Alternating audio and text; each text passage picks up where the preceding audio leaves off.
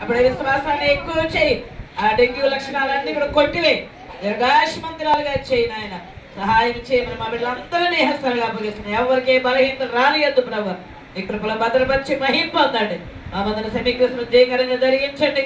సమయంలో బిడ్డలు జ్ఞాపకం చేసుకుని తెరిచి నూతన సంవత్సర దయా కిరీటాన్ని బట్టి మీ స్థుతులు మిట్టు దీవించి దీర్ఘాయుష్మంతులు చేయి. తన యొక్క జీవితంలో అనేకమైన పుట్టుకలు మహిమపరచవాడిగా చేయి. నూతన ఆరోగ్యం దయచేయి. నేతల విశ్వాసం దయచేయండి. ప్రతి పరిశుద్ధుని సదులోకి వచ్చేవాడిగా చేయి. విద్యావంతుడు జ్ఞానవంతుడిగా చేయి. రిక్కులు దీవించండి.